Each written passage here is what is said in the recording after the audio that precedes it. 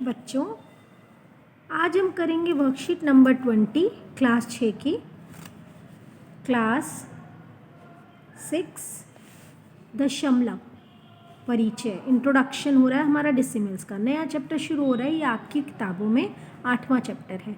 आप अपनी किताबों में से भी इसको ज़रूर पढ़ेंगे और करेंगे, ठीक है।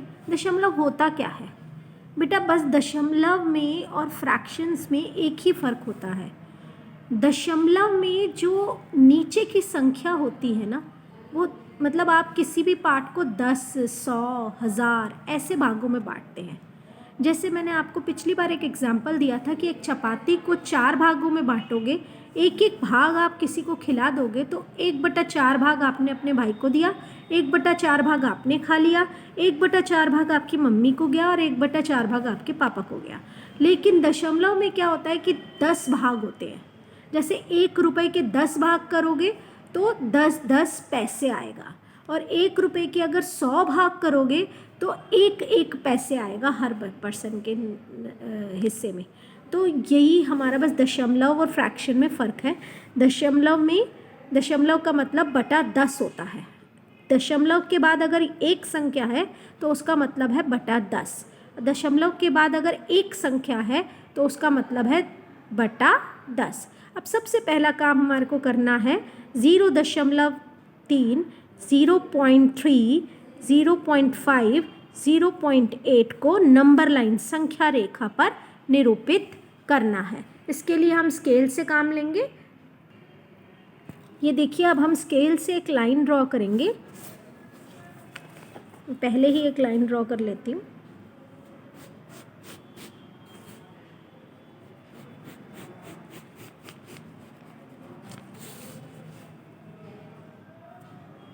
ठीक है, तो यहाँ पर ये है हमारा, यहाँ पर ये जो 1-1 सेंटीमीटर के निशान है, इस पर हम बिंदु लगा देंगे।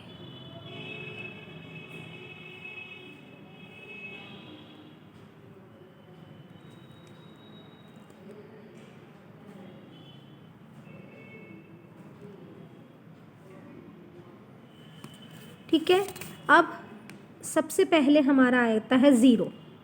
ये 0 से बड़े हैं ना सारे नंबर 0 से बड़े हैं तो 0। इसके बाद आता है 0.1, यानी कि 1/10।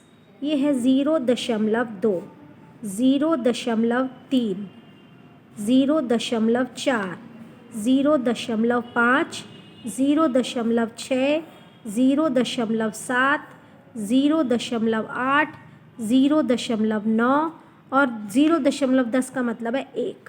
आपको क्या क्या प्लॉट करना था? 0.3, इसके ऊपर सर्कल लग जाएगा डॉट लगा के। 0.5, तो यहाँ पर डॉट लगा करके एक सर्कल लग जाएगा। 0.8 ये रहा हमारा, तो यहाँ पर हम डॉट लगा के एक सर्कल लगा देंगे।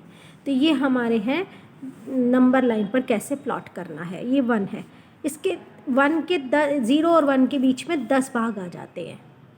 अब भिन्नों को दशमलव में निरूपित करना है। भिन्नों को दशमलव में निरूपित करने का सिर्फ एक छोटा सा रूल है बेटा, कि अगर नीचे 1 0 है तो यहाँ से एक संख्या के बाद दशमलव लग जाएगा।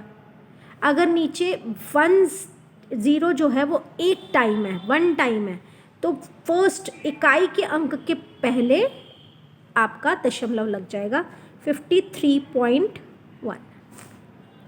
अब अगर नीचे 2 0 हैं तो दहाई के अंक से पहले, इकाई दहाई 2 अंक से पहले आप इकाई दहाई बोलिए या 1 2 बोलिए, 1 अंक 2 अंक। अब यहाँ पे 3 0 हैं तो 3 अंक से पहले 1 अंक 2 अंक 3 अंक, तो यहाँ पे क्या लग जाएगा? 3 अंक से पहले दशमलव। बहुत आसान है, 10 बार इस बात को सुनो, समझो और करोगे। फिर से बोल रही हूँ, यदि 1 0 है तो 1 अंक से पहले दशमलव लगेगा, 2 0 है तो 2 अंक से पहले दशमलव लगेगा, और 3 0 है तो 3 अंक से पहले दशमलव लगेगा। अब आपका क्या है? दशमलव वाले संख्याओं को फ्रैक्शन में चेंज करना है, भिन्नों में चेंज करना है।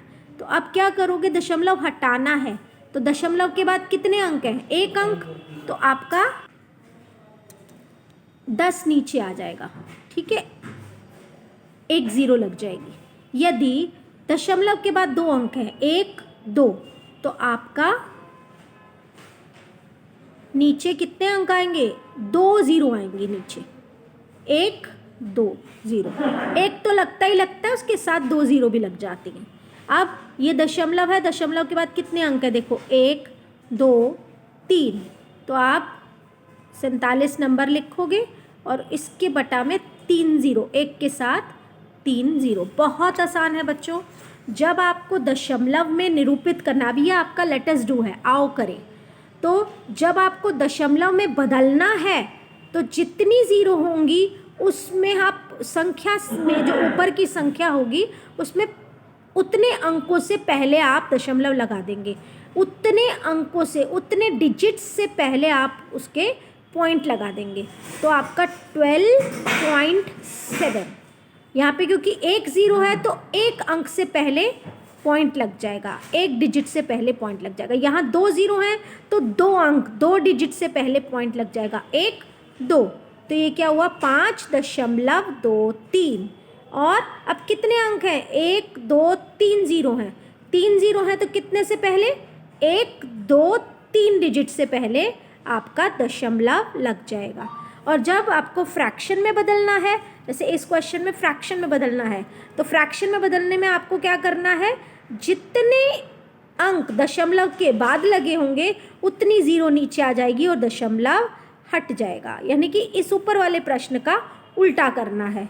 तो ये हो गया हमारा 10, ये हमारा हो गया 546 और 27, दशमलव के बाद 2 अंक हैं तो इसलिए बटा 100। और ये है हमारा 1 2 3 अंक हैं तो 12/1000। समझ आया सबको?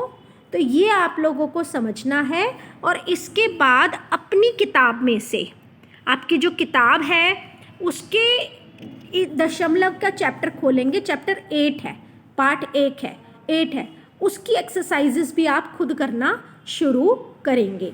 ठीक है, तो ये आपका आज 5वां चैप्टर शुरू होने जा रहा है। क्लियर? तो अब आप लोग अपनी किताब में से भी 5वां चैप्टर करेंगे। धन्यवाद।